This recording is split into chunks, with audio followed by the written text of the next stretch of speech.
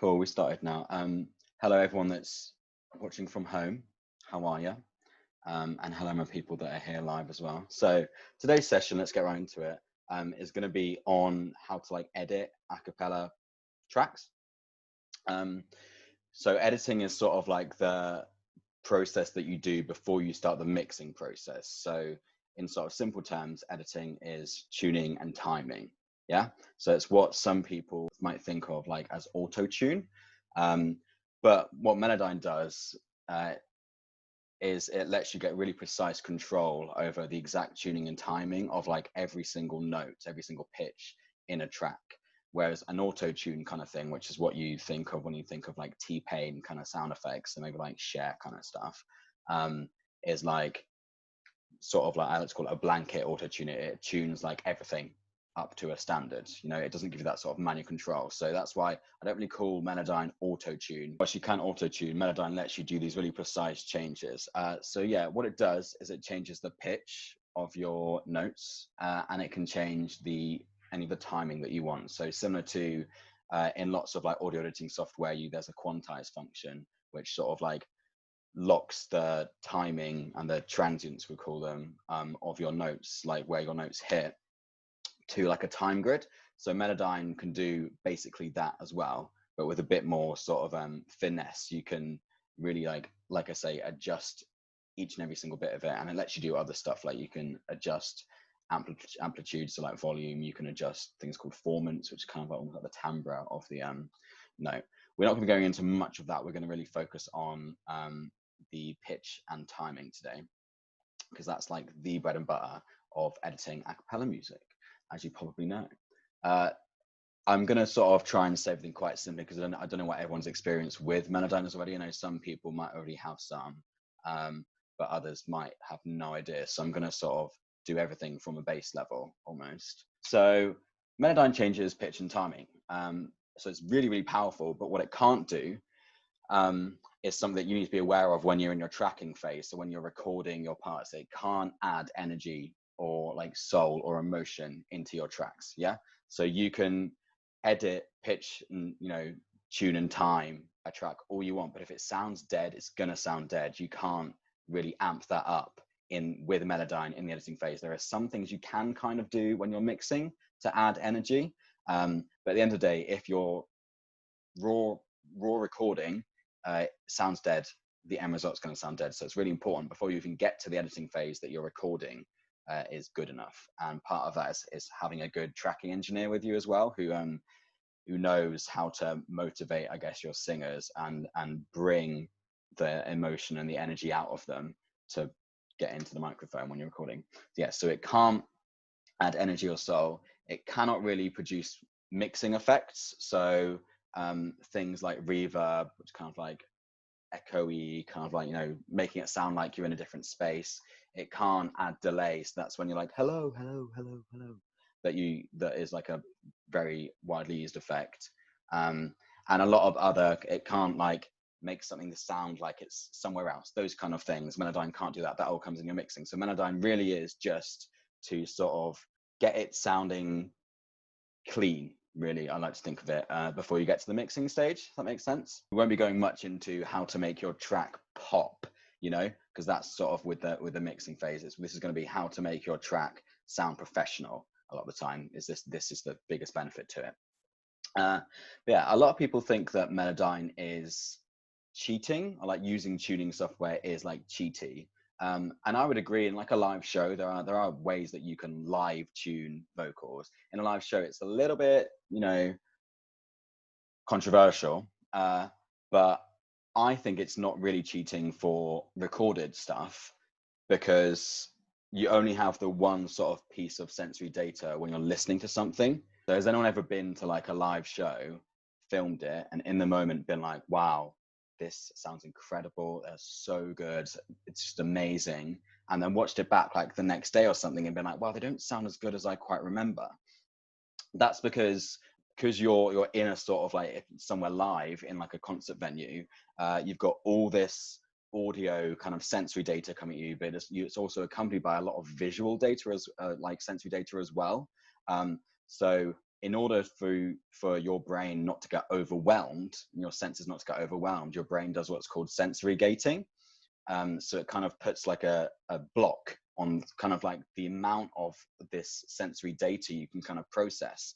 So that's why when you're somewhere live with the atmosphere and the experience, you don't notice these sort of discrepancies as much as you do when you listen to it afterwards, which is why I think that using tuning software isn't really cheating, because it just boosts it back up to what you remember and what you expect it to be. And also it's just what our ears are used to nowadays. If you're putting out a track that you want to sound professional, it needs to have this sort of sprinkle of professionalism on it with editing, because whilst a lot of people probably won't be able to tell if it hasn't been edited, depending on how good your raw tracks are, everyone will notice the difference. Do you know what I mean? Does that make sense? It's like you know, not everyone has like that great an ear for tuning, but if they listen to an unedited track versus the same edited track, which we are going to do in a second actually, then they'll notice the difference regardless of whether or not they know why. Do you know what I mean? So like, it's still important to do. You might think some people can't hear it, and it's just that some people don't know what they're hearing because they don't have like the musical ear for it, for example.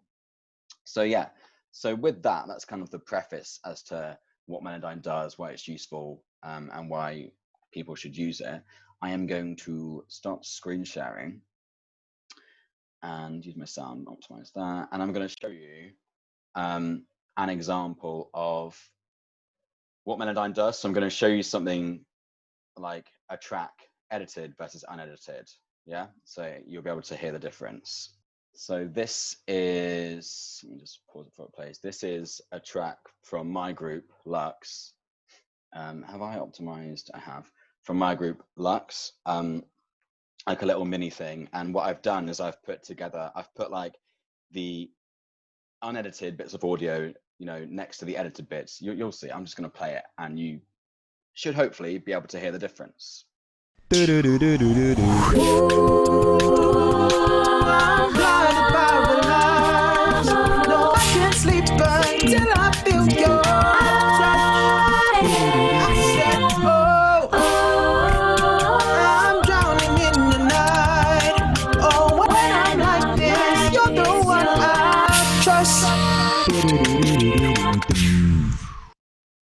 Yeah?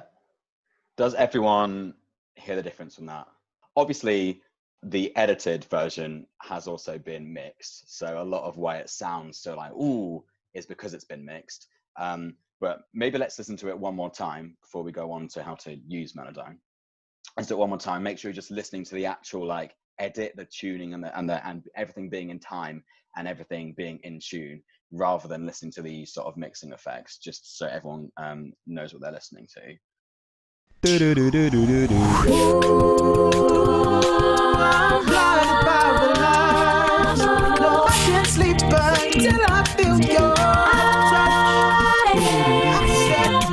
Like, that was a good example. You heard that one of the singers, we'll go into this later, but one of the singers sang something different from the rest of them when they all go, hey.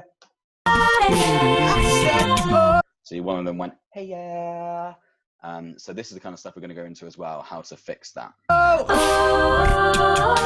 drowning in the night.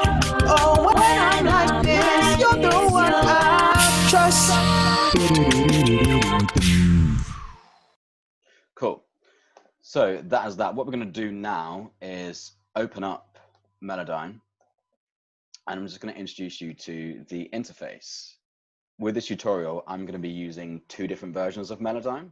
So I'm going to be using Melodyne 3, so as in Melodyne version 3, to do the bulk of the sort of editing, show you what I'm doing.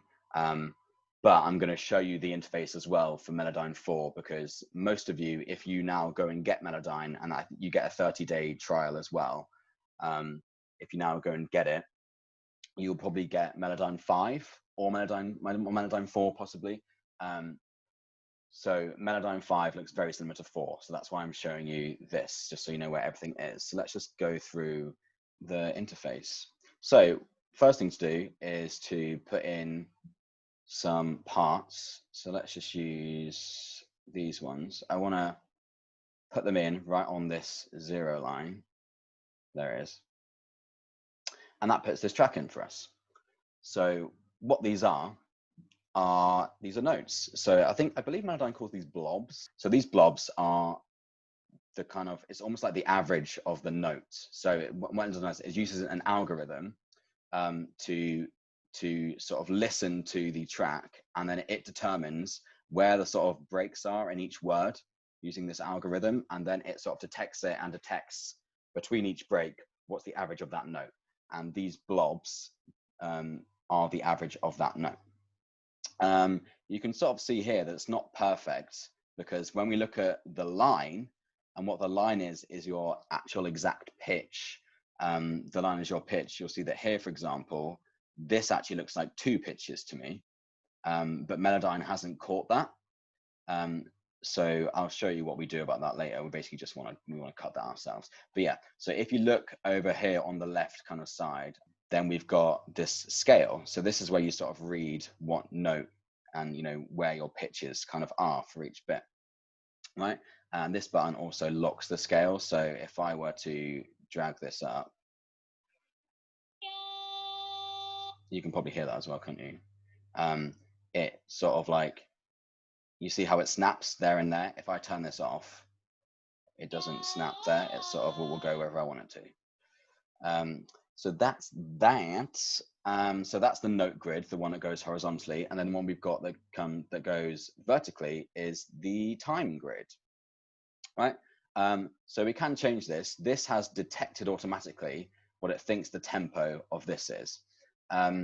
It's actually got it horribly wrong, because it's not in 3/4, it's in 4/4, and the tempo is 170, which is obviously quite fast. So you can change that up here, but what that does is that it moves all your existing stuff. A lot of the times it stretches all with it. So if I just went from 53 or whatever it was to 170, and it's kind of thought, oh, he wants it faster, so it's sort of put in everything a lot faster, which is really annoying. And I want, so what I like to do, which again we'll go through when we start actually looking at how to do all the stuff, is I like to set the tempo before I actually import anything, so that the tempo is just correct. You know, we'll go through as well if you have tempos that sort of change, and we'll go through that. But yeah, let me just undo all of that. So that's kind of like a lot of the interface. A lot of the rest of it is quite self-explanatory. This is your sort of like your transport bar kind of thing with your, like, you know, playing options. This tells you where you are in the arrangement. So this is sort of like your bar numbers 1, 2, 3, 4, and this tells you what bar you're in, then what beat you're in, and then I guess what semiquaver, I assume. And then what else we got? These 2 things here, these give you information about any note that you're interested in. So if I click on this note here, it tells me that the average of this note is an E flat 4, and that it's 20 cents sharp. So there's 100 cents in a tone, right? So 50 cents in a semitone. So it's telling me that the average of this note is 20 cents sharper than like a pure E flat 4. So that just gives it information. Then if you then want to go and sort of move it, you see how it's, the toolbar there at the top, it's changing, right? So yes, that's what that is. And then these are all our tools. So we're going to go through these in a sec. And these are what I call our sort of like blanket auto tune. So what these are, they're called macros. And then depending on what version of Melodyne you have, because there's like Melodyne, like Assistant, Melodyne Editor, Melodyne Studio, they're all different versions that have different features. You'll have more options here as to how you want to like arrange your different files, because you can put like a number of different tracks in depending on what version you've got. But yeah, that is the interface in sort of short. Obviously there's a lot more kind of like options and stuff. That's kind of, we don't really need to look at much of that today, to be honest, and a lot of it we're going to cover anyway. So yeah, I'm just going to leave that there, get rid of it, and I'm going to open up Melodyne 3, and we're going to go through what the tools of Melodyne actually do. This is Melodyne 3. As you can tell, it looks a lot more archaic and not as like up to date, but it has sort of the same tools, you know. I will say that the detection algorithms on Melodyne 4 and 5 do get better with time. So the detection algorithms of what each note is and where to cut each note are not quite as good on Melodyne 3, but it's easily workable. Right, so let's go through these tools and what they do. So just like in Melodyne 4, where we had the tools all up here, for me, Melodyne 3, they also live up here. So let's go through all these. First one is just your clicker. You know, if you want to select any note, or if you want to like click and drag a number of them to select them all at once, which is useful if you then use another tool to do them all at the same time. That's what this is for. Yeah, it doesn't really do much else, just lets you select a note, you know. This one is our edit pitch. So once we click that, we then get these lines. I think they're kind of always there in Melodyne 4 and 5, but in 3, they only show up for this. And also in 3, you can see this blue box. So this blue box is sort of just an easier way of telling you the constraints of, or like the timing constraints of the note. So that just blue block just represents, this is the amount of time that note takes up. So let's actually start going through this. I'm going to play what this is. It's literally just me singing a little bit just to demonstrate it. This is what the tools of Melodyne do. So edit pitch. What this lets us do. It's possibly the most, well, the one that I use most commonly, I guess, maybe, or maybe I use modulation a bit more commonly. But this, as it says on the tin, lets you edit the pitch, right? So you can move any note. You can move any note up and down wherever you want. And then if I press Alt in, so like the Alt key, or I guess the Command key on a Mac, it then unlocks it from the grid for me in Melodyne 3. That might be slightly different. That might be slightly different in Melodyne 4 and 5. But yeah, you can sort of choose whether you want to snap it or smoothly go through the spectrum. So that's really simple. That's what that does. And then we have also under this kind of one here, and you can get to all of these, by the way, by right-clicking, and then they all come up. Or you can assign hotkeys. So sort of I'm just switching through my hotkeys now. So this next one down, that's part of the edit pitch because it's in the same sort of family. It's called edit modulation. And what this lets you do is edit these little changes in the line, in the actual pitch. So this lets you manipulate things like vibrato. So see how this note has a lot of vibrato on it. I can make that more by dragging that up, and see how the percentage here at the top is 281% now, whereas obviously normally it's just 100%. So yeah, I can drag that up and then we'll see how that sounds. See how that has just heightened all of my vibrato. You can do that with any of these notes that you want. So you'll learn the more you do this that like a lot of notes when people are singing are just naturally kind of scooped. So if you want to get rid of a bit of a scoop, like this is obviously a big scoop here, you can see the line scoops up to meet the rest of this note.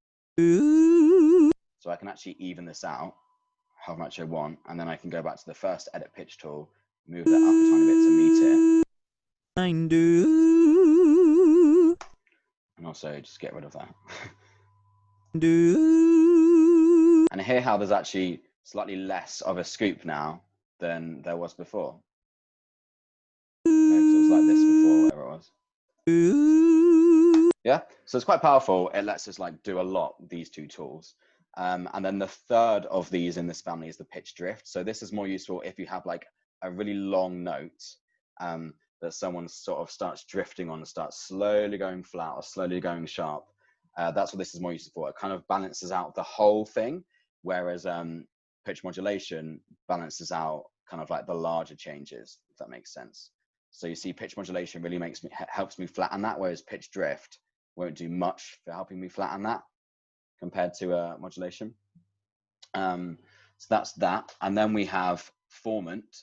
So Formant I don't use really that often at all, and I'm just doing regular tracks. I'll do it when I'm editing like a bass octave track, if I'm doing like a bass octave. So bass octave is when you just grab your bass track, pitch it down by a whole octave. And then what I'll do is I'll use the Formant, because the Formant it edits the kind of the tone or the kind of timbre of the voice to make it sound less weird. So let's move this note here up a full octave, and let's do that one along with it as well. Sounds like this. It sounds really squeaky. So what I can do to sort of help mitigate that just a little bit is just move this Formant down slightly. So now it's that compared to this. Do you hear the difference? It's very subtle. So that's why I don't use it very often, but it does come in useful in some use cases. So yeah, I'll often use it if I'm doing a bass octave or if I'm like octavizing other stuff higher or lower, depending on what I want to do. But to be honest with you, a lot of that comes when I'm doing the mixing phase. So yeah, that one's not used that often. Amplitude, I kind of rarely ever use. So this is the volume of a note. So I can like make any note that I want louder. See how that makes it bigger? Is what the tools of Melodyne. Do you hear how that just jumped out suddenly? What the tools of Melodyne. Compared to that. I never really use this because all the sort of volume automation for me, I'll do in the mixing phase. You can, if you have like a random note that's just way quieter for some reason, use it to do that. So I've done that very rarely. But yeah, I don't find that this one I probably use the least. Then we've got move notes. So what this does is, like it says, it lets you move any notes. It's really fiddly, this one. Yeah, see like that? It will move everything around it to create space, if that makes sense. So if I move this, that obviously has made this shorter as well. So you have to be kind of like careful as to what you do with this. The tool that makes working with the move notes tool a lot easier is the note separation tool. So what this lets you do is it helps you separate notes. So here, for example, we can see that, what did I sing here? The tools of I sort of scooped up and then came back down again. If I want to have more control over how I edit these, like these different pitches, then I can just split them sort of where I deem the different notes to be. So I'd say like that looks like its own note. So this looks like the kind of transitions. Let's put it there. And if I want to edit the scoop as well, I would do that. And see how these all just became much clearer as to what notes they are. So now if I wanted to make this little scoop down shorter, I could just drag it like that. This one becomes longer. the tools of Melodyne. Yeah, and that makes it a lot easier to work with. Whereas if I hadn't done that, you see there's not much I could have done there. I could have stretched this out, but then that stretches the whole thing, if that makes sense. The tools of Melodyne. Yeah, which makes it just sound weird. Hang on, I'm going to show you that again because I cut it off. What the tools of Melodyne. Yeah. So yeah, this note separation tool is really, really useful in telling Melodyne where you want to make these changes, basically, because as you can sort of see, Melodyne does not get the algorithm and the detection perfect every single time, right? And then the last sort of one is segment separation. So this is just where you have a line, you can use this to move the line wherever you want. So if you've put in a separation in kind of the wrong place, you can move it with that one. And so I didn't even say to put in a separation, you just have to double click where you want it. So if you double click, puts in this line, and likewise double click to get rid of it. And then when you're in the segment separation tool, you can move them. Yeah. So that this just helps you decide and helps tell Melodyne what you want to manipulate, right? And they're the tools. There is one more called the edit time handle. I have never used this. I can't really say I know what it's for. I can see it does something, but I don't know why I would want this or need to use it. Maybe the professionals out there, like the editing professionals out there will use that all the time. I don't know. I've never heard of anyone using this that much. So I basically don't know how to use it, so I ignore it. This is basically my approach with this one. Then you have kind of two more major tools at your disposal when it comes to doing edits like this. I'm just going to move these back down again. There it was. So I'm going to select all, and I'm going to apply a macro, which I like to call like a blanket tune. So it sort of tunes the whole thing. And what you can do, you can tell it. So this is where in Melodyne 4 and 5, it had these two buttons here that I sort of showed you before, sort of at the top next to where it says transition. But in Melodyne 3, they just live within the edit thingy. So you've got a correct pitch macro and a quantized time macro. So what correct pitch does is it sort of looks at what it thinks each note is. So where all of these blobs are closest to, and then it allows you to select how much you want to move any of these blobs towards the center, right? Correct pitch center is what it's called. So see, this one is, the blob itself looks quite flat, yeah? But Melodyne still knows, you can see by this blue bar behind it, and Melodyne still knows it's an F sharp. So you can use this correct pitch center to apply this effect to all of them. And we can say, I want you to move every note 25% closer to the middle of the note that Melodyne thinks it is, right? So you can, if you want, go 100%, and then it puts a bang on. Obviously, we'll go through what the sort of the levels that I would use when you're editing your backing parts are. Spoiler, it's never 100%. But yeah, this allows you to sort of to do that. And then pitch drift. Pitch drift is the same as that kind of, as this third tool here that sort of helps people not, over the course of time go sharp or flat. So that's what that does as well. I'll usually set this pretty low because I like to edit this one manually when I go through after having done these. So yeah, whatever, that looks cool, that's fine. And then the other one is the same thing, but for timing instead. So as you can see, this Melodyne 3 has this time grid with the vertical lines going down, just like Melodyne 4 and 5 do. Obviously, it looks slightly different here. I haven't actually set a tempo map on this, but once you have your tempo map, because obviously this isn't like a real piece, it's just shot for tools.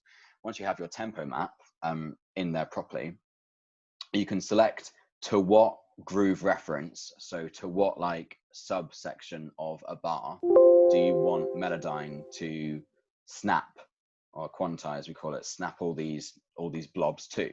Yeah, so you can say I want it to snap to every crotchet.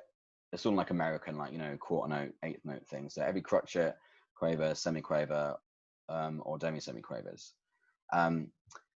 So that allows you to choose what sort of level to snap it to. And then here, it's quantize intensity below it with the slider is the exact same thing as the pitch one. It says, this tells it move the notes 20% closer to the eighth note they're closest to. Does that make sense? So it allows you to sort of choose how finely you want to quantize, sort of time your things. So I do use this a fair amount actually, just to help. It just helps get everything sort of already feeling together, if it doesn't beforehand. So that is that. They're all the tools of Melodyne. We're going to go on to actually editing a backing part now, and after that we're going to do a solo part, which has got a slightly different process. Cool, let's go over this. Right, so what we're going to do is we're going to start editing some of these backing parts. So we're going to actually edit the same tracks as the video that I showed you. I'm not going to do the whole thing, obviously, because we don't need to do that. But we're going to do the process. This is the edited version, right? So this is what it will look like once you've done it. So I've already done this basically, and it sounds edited like this.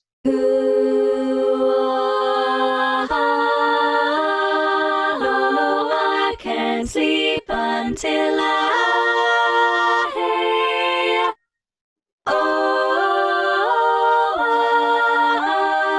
No, when I'm like this, you're right.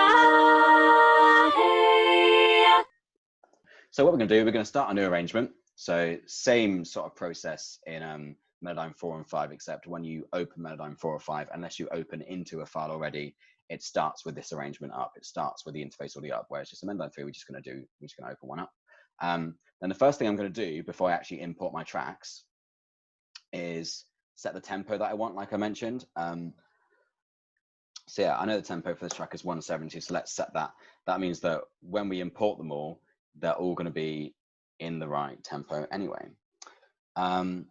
So before we actually start editing, we want to think about what we're editing this for. What's the purpose of making this edit? Is it for a proper recording release? Is it making teach tracks? What's the source material? Was it recorded with a proper mic? Were you in a studio? Was it with a mic in a bedroom? Was it with someone's phone in the bedroom? Is it the audio that goes alongside an existing video? Because all these things kind of impact the level of edit that we're gonna do. Like for example, if you're making teach tracks or learning tracks, then I always tune them a lot more than I would tune a proper sort of track for release, because obviously the purpose of a cheat track is to make it really clear what your notes are, you know. So you just want to think about before you start doing it, what are you doing? What's the purpose? Because it's really, really easy to actually overdo it as well with tuning for a proper release. But anyway, let's sort of get going with this. So I'm going to take my tracks here that I've already lined up. I'm just going to drag them in. I'm pretty sure in Melodyne 4 or 5 you can do this with all 3 at once, but annoyingly in Melodyne 3 I have to do them separately. But you know, first world problems in it. So here's my tracks. I'm just going to move them. I like to go in order from top down. I know a lot of other editors and mixers like to go bottom down, as in like I've got top, mezzo, alto here, whereas I know a lot of editors actually like to go bass, bari, tenor, etc. From the top.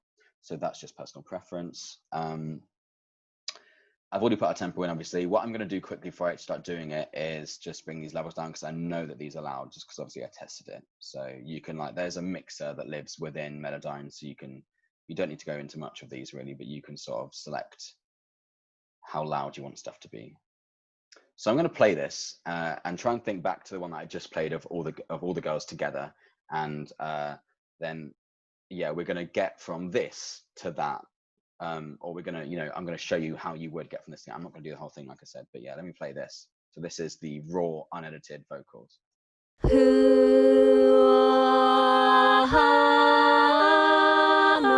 I can't sleep until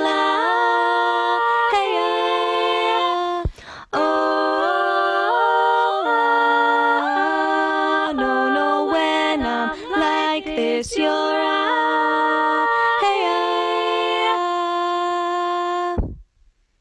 Cool. See how a lot of that does not sound as consistent as together as the rest of it. Part of that is because we had never like rehearsed this, do you know what I mean? Because for us it was sort of like just like a quickly let's do this kind of thing.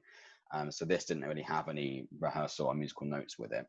And also you will have noticed that Alice goes hey whereas the other two go hey. That's because Alice did hers first, and I forgot to tell everyone how to sing that, because on the sheet music it just said hey as in H-E-Y-Y-E-H. Oh my god, that's a palindrome. You just said hey and I forgot to tell people how to do that, so that's my fault obviously. And then I told Ellen Grace how to do it, so that's the only reason why that's like that. But I'm gonna show you a trick as to how we are gonna fix that. And because you'll notice that in the proper edited one, that's not there, you know, like it's been fixed. So first thing we're going to do, oh sorry, I've actually skipped something. I'm going to go back in just a second. If you have a tempo that changes throughout, then you're going to want to, before you put these tracks in, you're going to want to import a tempo map. So what is a tempo map? A tempo map is literally just that. It's kind of like a digitized map of what the tempos are, where they changed, how fast or slow any sort of like retardandos or whatever are. So a tempo map, the easiest way to import one is to use a MIDI file. If you've been doing a proper recording, you know, along to a piano sort of track, which is how like most proper recordings are done. If you've been doing that, there'll be a MIDI track already, because those piano tracks were made from a MIDI track. Or for example, if you've just exported the Sibelius audio, you can also export a Sibelius file or a MuseScore file or any like arrangement or like notation software. You can export that as a MIDI, and then that MIDI file has a tempo map in it, right? So if you've recorded along to a MIDI, you want to import the exact same MIDI into Melodyne. And here I do it by going take tempo from MIDI file. I don't have one for this obviously because it's just a straight 170, so it's easy. But if that's how your arrangement is and you have tempos changing, then that's what you want to do. If you don't have a MIDI file, then you're just going to have to kind of hope for the best, and you can try and build one up yourself, but it's quite laborious. So if you want to spend the time doing that, then feel free. Also, you can get Melodyne to detect what it thinks, but it's not amazing at that. So you can do any of the above and make one, or you can just forego that option, which means that you can't use a blanket timing, a blanket auto time, the macro. But you can still go in and make like actual little changes using your ear rather than looking at the time grid. So yeah, so that's tempo. So we've got all our tracks in here. I'm going to open up L. And first thing I'm going to do is actually, just before I do anything, I'm just going to apply a macro to it, right?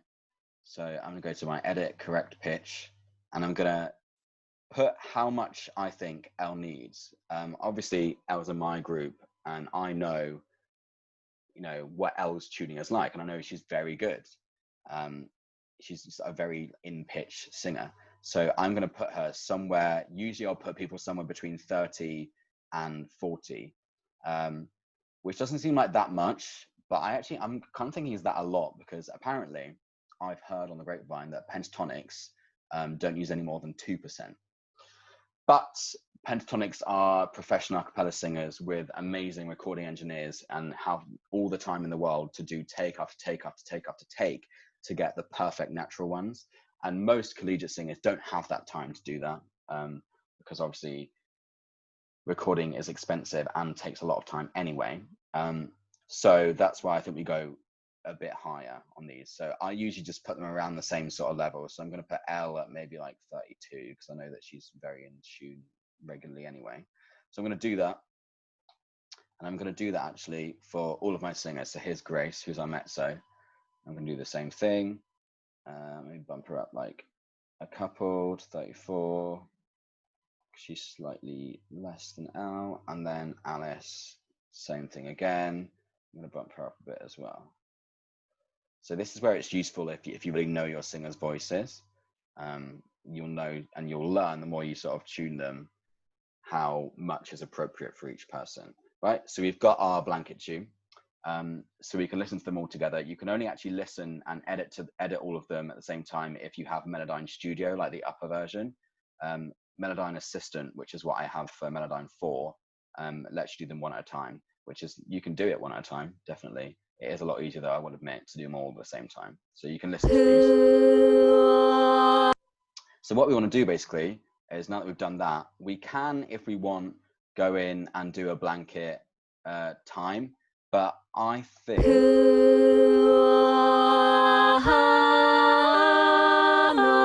I can't sleep. For the most part, it's fairly in time already, but there are some pretty obvious bits where it becomes a bit not together. So because I know where those bits are, I'm going to do them manually, right? So I'm not actually going to put a blanket time on this. That also is because I only have 3 singers. If I was doing 16 people, like a full collegiate track, I would probably always do that, just because the more singers you have, the more risk there is of like any 1, 2, 3 people being slightly out of time at any one point. So yeah, you do your macros. I will mention as well that when I'm doing teach tracks, I'll correct pitch to like 50 to 60%. And like I said, a regular one, I'll do 30 to 40. And I will also, if I'm doing a bass track, I'll usually do a bass track a bit higher than that as well. Because it's kind of more important that your bass is just a bit tighter. And also I think one of the reasons why I do it a bit more is because I'm the bass, and like I'm more conscious of like how in tune I am. Do you know what I mean? So yeah, but I think generally doing a bass is a bit tighter is a good idea. So yeah, what we're going to do is we can go through, have a listen, and find problem areas. But before we do that, I want to think about what kind of recording this is. So this was recorded with people's phones, right? So I usually tell people to go sit in the wardrobe and record it on their phone. But at the end of the day, it's a phone recording. It's not like a proper studio mic. So there's going to be some sort of acoustic noise in here, stuff that we don't want that's there. So one part of editing is getting rid of a lot of those sounds. You can get rid of them in the mixing stage, but I've started preferring to do it in the editing stage. So the easiest way to do this is to get rid of all these lines with nothing on. All these lines with nothing on is part of the file that you've imported, but Melodyne has not detected any notes there. So essentially, we don't want or need them. So we can just select them and just press delete and get rid of them. You do want to be careful sometimes. Let me just get rid of that. You do want to be careful sometimes because it adds this sort of bracket to either side. Sometimes it will come delete it like that, and you see how it's cut off the beginning there. So you want to be careful and just be wary when you're deleting these silences. Just make sure it's not really cutting off any of that. So who am I? I'm on Grace. Right. Depending on how strict I'm being or how good generally or how clean the recording is, I may or may not take out these little ones. If it's like a recording from a video that someone's taken to put a video together, so a kind of almost like a live lockdown video, I usually will take out these because they weren't usually filmed in such a good space. There's usually a bit more kind of things. So what I would do obviously is where the gap sort of begins, double click, select this line because that then selects the bit after it, and delete and get rid of all of these things I don't want. So I'll go through the whole track basically and delete the silences and the bits I don't want. And what I'll also do as I'm going through is I'll find bits like, is that one here? And you can also select what you want to play. So I'm playing everything that's visible on the screen, whereas I can play what I have selected, which are like the colored in notes, or I can play the whole arrangement. So that's everything that I don't even have in this window, because I've brought in everything into this window using this little tool here. But yeah, so let me play Grace selected. And sleep on. So what this is, that's an S. So Melodyne has detected that is that part of the singing that's not a note. So it kind of just points that out for you. And the way that you can tell is that it doesn't have this pitch line on it, right? Just get rid of that. So it doesn't have this pitch line on it. So you know that it's not a pitch basically. So it's not a note, but it is something. These are often sibilances like S's and like T's, but also it will catch breaths as well. So I want to actually, I never used to, but I've started doing it. I want to take out all the breaths in the backing part. So I am suspecting that this note here, this little blob, is a breath. Let's have a listen to Alice. Hey, Yeah, hear that? hey, I just don't want that because it's just not needed. It's not necessary. I never used to do this because a lot of the time you can't really, I didn't think you could really hear it. But then the first time I ever did it, I was like, wow, it does just make the whole thing sound somehow cleaner. So I do always do that now and get a lot of breaths. In solos, I don't. Obviously, we'll get into that. But in backing parts, I often will, unless I want the whole track to sound quite intimate. So this also kind of makes a difference on how you want your track to be mixed. Because I do the editing and mixing all myself, I know. But it might be that if you're not mixing it, you want to have a conversation with your mixing engineer, whoever's mixing it, before you start editing to sort of find out how intimate they want it done, you know? So what's this? So this, we have a bit of acoustic noise here. We've got a bit of like a thud. Listen to this. Yeah, so we absolutely don't want any of them at all. And then this also is a breath. So this whole bit, Melodyne has detected that it's not part of these notes. That's useful. This whole bit, we're going to select it and delete that as well. And then I also like to sometimes just have a listen to just before and just after, where I put that gap in to make sure, like I said, it's not cutting off. Yeah, that's like a bit abrupt to me. Alice has like a bit of a glottal there, like a kind of sound before the note comes in. So I can sort of try and get rid of that if I want by moving this end all the way to where the pitch starts, but that might sound quite abrupt. Sounds kind of abrupt, but we've also got rid of that quite harsh glottal. Yeah, there's also a bit of like vocal fry in there as well. So it just depends on the kind of sound you're going for. I normally wouldn't really bother that much about it, but if I'm going for something that sounds really commercial, then I probably would. Because whilst this does sound a bit harsh, this attack comes in a bit too much, we can potentially, if it still stands out in the mixing engineer can probably fix that. Or it might just not matter, because little changes like this and little things, once you add in the solo, the bass, the VP, you often don't notice tiny little things that happen in the backing. So I'm not too worried about stuff like that, but it kind of just affects the sound I'm going for. So yeah, we'll go for the whole track like that. What I'll also do is kind of just look at so using the edit pitch tool, this one up here, this one, I'll look at what the notes are, and Melodyne 3, you can see how far away it is really easily by seeing how far away it is from like the blue, because the blue is like 100% in tune, the blue bar behind it. having put the blanket tune on this, I think all of this looks pretty great.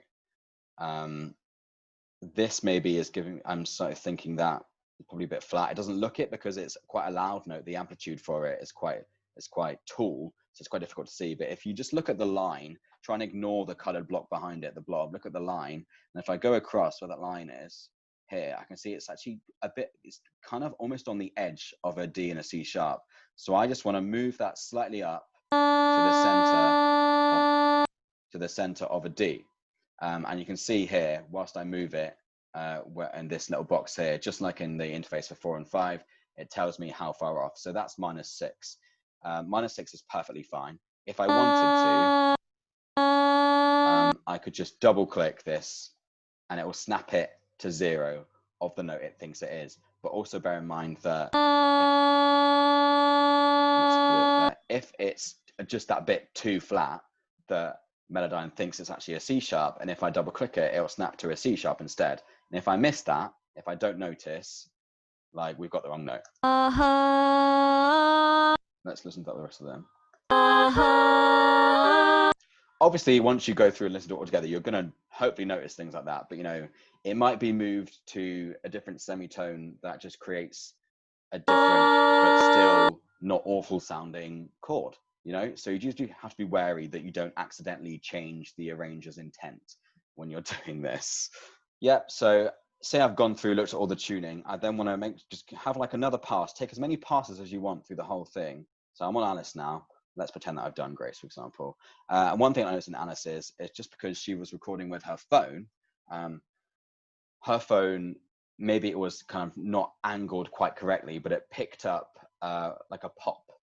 When we're recording with proper mics, we have, I'm sure you can see this on my camera, we have these pop shields, and what these do is it stops like the plosives from hitting the microphone. So a plosive is like a consonant that makes you expel a lot of breath, like a b, p. See, when you make those kind of sounds, it's your mouth sort of pushes air out. And when that air hits the diaphragm of a microphone, which is the thing that takes in the sound vibrations, it creates these sort of unsightly, like low kind of like kind of things. We don't want them. Ideally, if this were recorded properly with a microphone, you wouldn't have many of them, and so they wouldn't exist in our edit. But like I said, depending on how your material was recorded, they may or may not be there. So there is one here because it's with a phone recording. So what we want to do is get rid of it. Let me just select Alice. Hear that? It's like a bit of a pop, a bit of like too much air, breath sort of hits the microphone there. So what we're going to do is simply get rid of it, just like we did with that kind of glottal. Yeah, you'll hear that still sounds probably a bit too abrupt, especially considering that it's the very start of the arrangement. Yeah, you can still hear the difference. So always check with your other parts as well. That sounds too harsh. In Melodyne 5, it has a feature where you can put a little fade in on this. Melodyne 3 and 4, I don't think 4 has it actually, don't have this fade in feature. So I usually just leave this, make a note of it, and then when I am in my mixing phase, or whoever's mixing it, I'll ask them to put a little fade in on this, and then it won't sound abrupt. It will kind of just fade in very quickly, but more naturally. If you were to listen to it soloed, it wouldn't sound entirely natural, but you don't notice the harshness of it. And because it's, again, piled on top of everything else, you don't notice that it doesn't sound entirely natural. But at least got rid of the harshness there. So, yeah. So say we've done tuning. We want to do timing next. So I noticed in the bit, we were a bit out of time between all of our parts. Let's have a listen. Oh, I can't sleep until I... So let's look at have I done my timing grid? Yeah, I have. Let's look at our timing grid here. If I want to, actually, I'm sure there's an easy way of doing this, but if I want to get more separations in it, I'll just open up my macro and choose like an 1/8. And I'll just click OK, and I haven't selected any notes, so it's not going to actually do anything to any note, but it puts in the extra lines for me. So we can see where are these notes meant to be. So we can, what are we singing here? Oh, I can't sleep until... It says, I can sleep. So let's look at Alice's part first. and figure out what is the timing here. So these are dotted quavers. So 1, 2, 3, 1, 2, 3, 1, 2, 3, 1, 2, 3, 1, 2, 1, 2, 1, 2, 3, 4, right? It helps if you kind of like are a bit musical to do this. So we can kind of count. We've got 1, 2, 3, and here where this note comes in is where she changes, is the line for where the note changes. So that one's fine. Then we go 1, 2, 3, count 3 along. That one looks fine as well. Go 1, 2, 3. That one looks a bit behind. See how the blue blob actually the blue blob thinks it's meant to be there, but it's not. So if I want to quickly do that, I can double click just like with the pitch, and it'll do what it thinks it's going to be. So it's nice that it tells you what it thinks it's going to be, or you can do it manually by sort of dragging the edge and putting it across. So let's have a listen. Oh, I can't sleep until So what I'm going to do is just play Alice's, and I'm going to turn my click on, right? Because that's going to make it really easier to go through them one by one and make sure that they're all correct. Because if you don't listen to the click and just try and do them with each other, you could end up getting them all with each other, but not quite right still, you know? So it's easier to do one properly and then do, you know, sort of time the rest of them according to that. And obviously my Melodyne has just crashed. So let's do this again. I'm going to turn on my click because we didn't get around to doing that last time, did we? Don't crash on me again. There we go. no, I can't sleep until So listen to Alice just on her own. no, I can't sleep until Cool, that actually sounds all right to me. So let's switch to Grace, do the same. I can't. So that was a bit too behind. Oh, actually, I need my little 8th grid. I can't sleep. That was a bit ahead as well. I can't sleep. That's also a bit ahead. I can't sleep until. And that's pretty ahead. So that click is really useful to hear these. Sleep until Then we've got L. Oh, I can't sleep until That one's actually fine because when I was putting it back in and moving it all, I actually cheated and moved it all when I did that. So that one is fine because I did that. But you would do the same. And now hopefully, if we listen to them together, they're going to sound way more in time. no, I can't sleep until Hear that? If I want to get really picky, I can sort of make finer changes as well. Really manipulate how I want each note to be sung. And sleep until. So here, you hear how Grace goes, and she does a bit of like a singable N on that. I want the sound for that note to be more of the in the un. So what I'm going to do is put a little break between the and the n by double clicking, and then I'm going to use my move note tool and make this longer, the And sleep until Hear that? And then you can adapt that to make it sound more natural as much as you want. sleep until Yeah, so you can get really detailed as to how you want things. Likewise, that was a bit in Alice I noticed. I can't sleep. She has quite a long S here, right? So what I'm going to do is, again, separate that.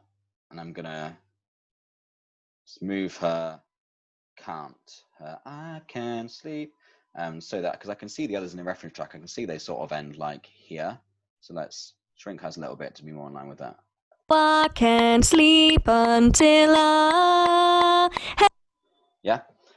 So you do that for the whole track, basically. So you've done now on each of your parts, your tuning, your timing, and now we're just looking for anything else that's a big issue. And there is one big issue, like I mentioned at the beginning, that we've got here. So let's play it all together. until Listen, so, well, first of all, I'm going to get rid of that again. So Alice goes, hey, because I didn't tell her what to sing. So like I said, it's my fault. It's not going to be very easy to manipulate this because I can sort of, like I just did with Grace when I made the easier. If they're kind of distinct, kind of different sounds, then it's a bit easier. But because hey, it's kind of like a growing kind of sound, I'm not really going to be able to manipulate that or to extract that out of what Alice does sing here. Oh, also she does this hey that we don't need that top note as well. So what I'm going to do here, which is like a trick that's often used in editing, is I'm going to cheat. Some of you might be able to predict what I'm going to do, but what I'm going to do is delete this. I don't want that. And what I'm going to do is I'm going to steal what Grace does. So I'm going to select Grace's note, copy it, go back onto Alice's track, paste it, and then I'm simply going to move it down to the note that I want it to be. Then I'm going to make a couple more edits that I've noticed need doing here. So like get me that breath, and I want to make this note longer. Yeah, and then let's have a listen. Yeah, L's is just a bit too long there, so let's quickly snip off the end and move that back. Listen, the difference between that and what we had before with the L slightly longer hey and Alice's hey like, you know, you can obviously hear the difference there. It's like it sounds what it's meant to be now, you know. And no one's ever going to notice, because it's all buried within your backing parts. No one's ever going to notice that this one note, then no one's ever going to be like, oh, didn't you think that one F there sounded a bit more like Grace than it did Alice? No one's ever going to notice that. If you listen to it by itself, you can hear it. Obviously, because they are different people. But especially because you're harmonizing Grace with herself, it almost is better blended, you know, because it's the same person. Yeah. So yeah, so we use tricks like this all the time to make sure everything's consistent. So I'm going to do the exact same thing here at the end, because Alice does the same sort of thing. So I'm just going to take Grace's. I assume that's an F again, I guess, and then same with L's. Just move. Oops. Make sure I grab the end. Move that back. Yep. Bingo. So once we've done all those changes we want to make, so this is a time-consuming process, because you will sort of go through each track a fair few times. The more you do it, the more you'll get used to, and the more you'll practice doing many at once, because the better your ear will become at hearing differences and be able to pick out who those discrepancies and anomalies belong to, and then hone on that, get rid of it. So usually now I will do all these edits together, especially because the more you do it, the more your ear develops, and you'll be able to pick out different tuning discrepancies. So I'll usually do this all together, rather than going through one at a time. But that's because I have a fair amount of experience doing this. So yeah, so starting out, I'll do one at a time. But then adjust your workflow as you're getting experience on how you want to do it, you know. You do have to be careful though as well, that when doing it one at a time, you really don't want to over tune it, you know. If you sort of, let's go into one of these again, the sort of edit pitch. So I could sort of actually look at this, it's -17. I could look at it and be like, oh, that's a bit too flat, but let's have a listen. And listening, that does sound a bit too flat to me, so I am going to move it up. I'm only going to move it up a smidge, because if I were to put all of these on exactly 0, exactly the middle of the note that they are, it would sound way too robotic. So we're listening to the top note here. So that, to my ears, sounds a lot better. Let's have a listen of what happens if we do just snap them all. And what I'm going to do is edit the modulation a little bit on all of them to make them more consistently the note that it is.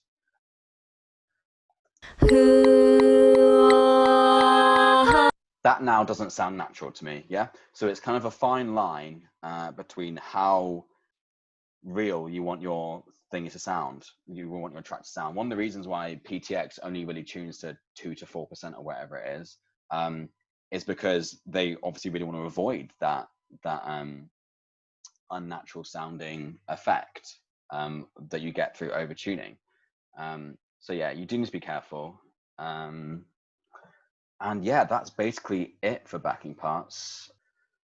So if you have any questions now about the backing editing process, then pop it in the chat or unmute and let me know. Yeah. Hello. when I've been editing some people's parts, their voice has a really odd. It obviously sounds great, but it's something to do with their timbre of their voice that brings out the overtones, and so they come out in Melodyne, and Melodyne is basically detected them. Right. Yeah. It makes it really hard to tune. Is there anything you know? Yeah, it does happen. Usually when that happens, I don't get it very much because, like I said, it's really important that your tracks are clean before you even get to editing. But if you do find that this happens, then you can sort of adapt to think the way that Melodyne does. So say Melodyne might think that this A sharp here, it might be hearing like the F overtone above it, and it might put this as an F. That's when you really have to use your ears and say this is, sorry, that sounded awful. Say that that it detects this as an F, but you know that it's an A sharp, and you want to make that A sharp slightly more in tune, then you're just going to have to pretend that this blob lives there, right? And then you sort of change this blob according to the changes that you want to make to the note that you're hearing. So that's where you have to sort of not trust what you see from Melodyne. It happens a lot as well when you have really low notes. If a really low note, or a note that's really like, bottom of someone's range, and they're kind of grumbling together, there's more like, the upper overtone, well, their overtones are kind of more present there. So that's a lot of the time when you'll get it as well. So you kind of, if that's the material you're working with and you can't get a cleaner recording, you have to kind of adjust to think the way Melodyne does. Does that make sense? Hopefully that it wouldn't be like that throughout your recording, because that then becomes a bit of an issue. But yeah, one thing that you can play with as well is that you can change the detection algorithm.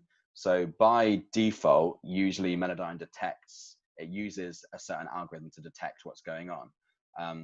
So where does this live in Melodyne 3? I really have to do this because actually, no, let me put that back there, because usually it gets it right. It actually gets it wrong more often in Melodyne 4 and 5 for me than it does in Thingy.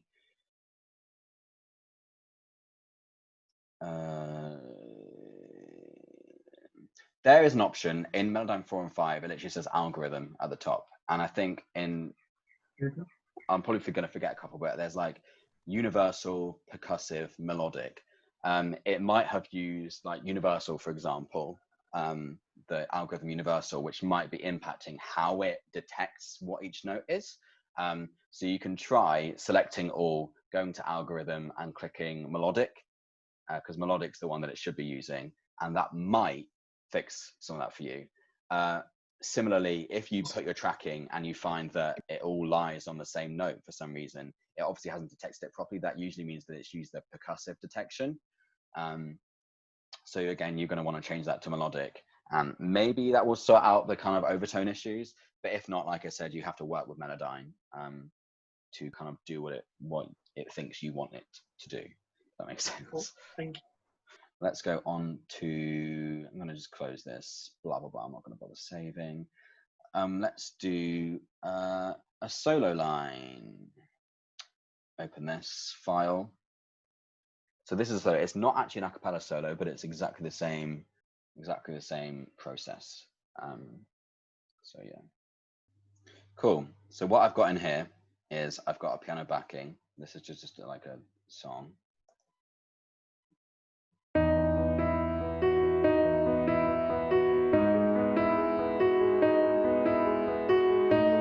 And then I've got the vocal here. Right at the door, I won't say a word. Right.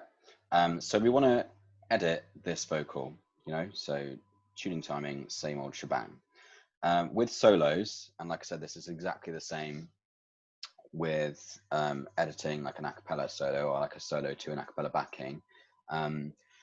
You need to be a lot more careful because your solos are so front center of the mix. It's like the main thing you hear. it's more obvious when things sound more robotic, more unnatural. Yeah. So you need to be more careful on doing solos is really where you need to use your ear more than your eyes. Because when we're doing backings, we could really rely on the time and pitch grid to sort of see, oh, you know, what note is that exactly, et cetera, et cetera. Whereas I try and ignore that when I'm doing solos, because you really want to just listen to it, you know, listen to it as many times as possible. And use your ear. So it does help, like I said, to have a developed ear to sort of make the changes you want to make. And again, you want the same thing. You want to decide how intimate do you want it. You know, do you want to take all the breaths out of a solo? I often don't. For really, really commercial mainstream tracks, they do a lot of the time. I don't generally anyway, because my sort of like mixing style is a little bit more natural anyway. So that's why I don't do it. But like I have in the past, when I've done tracks that I want to be really really commercial, I have taken breaths out of solos. So yeah, ask all the same questions about with this track that you did with the backing one. So how was it recorded, and what do you want out of it, you know? But more importantly for solos, when you're thinking about what it's for, so was it, you know, is it for a video? You need to think about, was it recorded alongside a video? So did someone put their phone down, sing, do their video, and then send you the audio?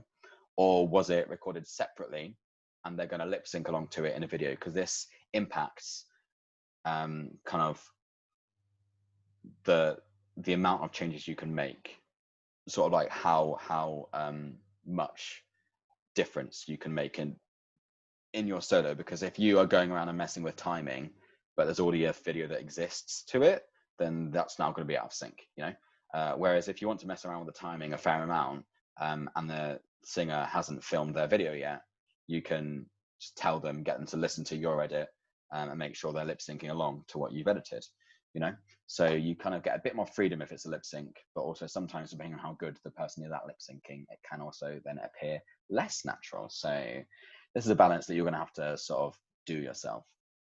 And yeah, you're going to use a lot of the same tools really, but the ones you're going to use most are going to be these pitch ones. Yeah. Because like I say, I don't often change, you know, play with timing that much. And the note separation, which comes in very useful at all times. I pretty much never do a blanket tune, or if I do a blanket tune, I will literally do like 10% max, usually like maybe up to 8 or something like that, because it's really important that we go through the whole thing and do it manually. And this is why it's important that you do it alongside your piano or your backing track as well, or like the rest of your backing parts. So you can do it in the same session, or you can sort of bounce, like export all of your backing parts and then use that to do it. I usually do it in the same session, to be honest, as long as you've got like computer processing power. But yeah, so when I play this, I've got, do I have both in here, both tracks? No, I've just got the vocal track here. So when I play, I will leave. We're just going to get the vocal. But if I change to play arrangement, and you do this with like some buttons that live over here on the left in Melodyne 4 and 5, then you're going to hear the backing alongside it. But we don't need the backing as a reference, so I'm not going to open it in this window. Do you know what I mean? So yeah, so now if I play it, you can hear both essentially. So that's why it's really important that we can do that, because so we can edit our solo alongside our backing, because we need to put it in perspective of the whole track. Because if we just, it becomes so much easier if you just tune a solo, listening to it on its own. It's so easy to overdo it, and so easy to sort of not be aware of the wider kind of like situation with it. So yeah, do it alongside it, and then you're just going to do the same thing. You're going to basically go through and make your edits. So let's do that. I will leave. So already I can hear, and I've done this before, that it sounds too sharp to me, that will. I will leave. Yeah, it's going to be will down there. But part of this is actually the L. L is kind of like it's kind of like a singable consonant. So we want to kind of, I only want to change the will part of it. So what I'm going to do is put the break in here, and that lets me just manipulate this. And then we can manipulate it using our ear. I will leave. Maybe that.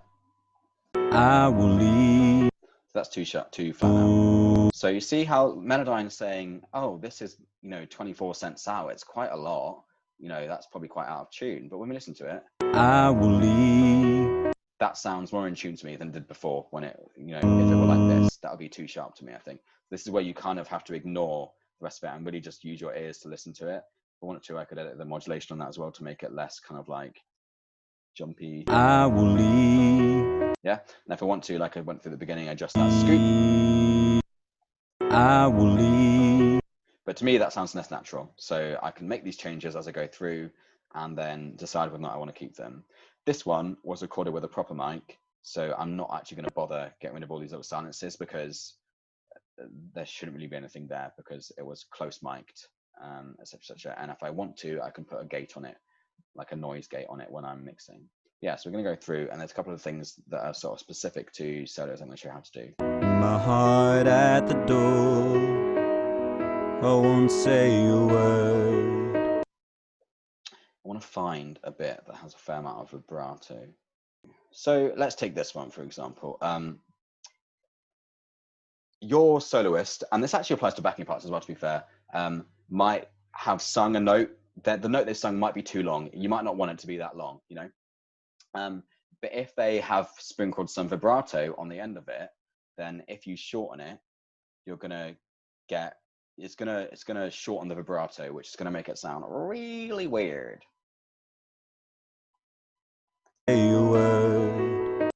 It's really hard to hear actually on that. Let me show you on an actual long vibrato.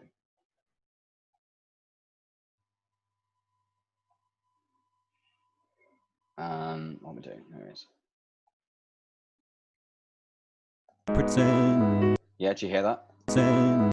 Like, you can do that if you want the vibrato to be faster, I guess. I don't know why you'd really want to change that element of the singer's voice, because obviously it's them. Pretend. But yeah, if you have a note that's too long and you want to shorten it, but it has vibrato on it, what you can do is just shorten the bit before the vibrato sort of kicks in. So what I'm going to do is, this looks to me like the bit before the vibrato. So I'm going to separate that bit out, use my modulation tool just to make that a bit more kind of less wavy. Say a word. Oh, there's actually an "a" word in there. Pretend that's all like the same thingy. And then if I want to make this whole note shorter, I'm going to grab this last one. I'm going to sort of like move it in. Let me just grab the end. Oh wait, no, I'm grabbing the wrong end, sorry. So I want to make this bit, the bit that's not the vibrato, shorter, right? And then I want to adjust the change that I've just made. You can, if you grab it in the right place. With Melodyne 3, I find it really tricky sometimes. You can sort of move the whole note. Often it helps if you put another cut in or something. Yeah, see how that's moving the whole thing now, right? So that means I don't have to like then go and make sure it was the same length it was before. Say a word. Yeah, so it's obviously, that's not really the best example, to be honest. I don't think there are many good examples of this in this song. But that's how you would make a note that has vibrato on the end of it shorter. You need to shorten the bit before the vibrato, because if you shorten the vibrato, it sounds really weird. If the whole held note has vibrato, there's not much you can do, to be honest, other than maybe in the sort of mixing phase, cut out a bit in the middle and then crossfade the sort of ends, but that probably would be a bit too obvious. But that's also why when you're recording a solo, you get many different takes. I mean, I say many, I usually just do 4, but obviously professional singers and stars will do sometimes hundreds of takes of their vocal, and that gives the sort of editing engineer / mixing engineer a lot of stuff to work with, so that if they come into issues like this where they want to edit a certain way but that particular take isn't allowing them to do that, they can find a different one and just sub it in.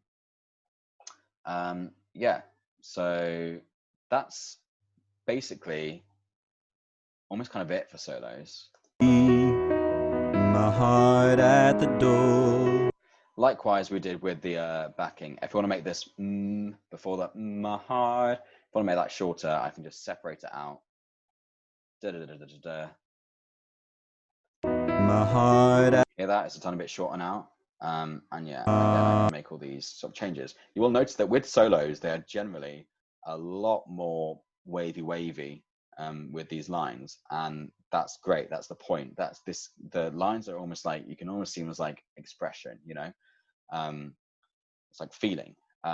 So your goal in a cappella almost is to have the solo be really sort of expressive, whilst have the backing be well blended, you know, and sort of consistent. And that's not to say you don't want your backing to have like emotion and feeling in, but do you know what I'm sort of trying to get at? Like, you're going to experience a lot more waviness, because a lot of the time they're just singing words, and a lot of words, will have natural scoops in them, you know, when you sing them, whereas oohs and ahs don't have sort of as many natural variations in them.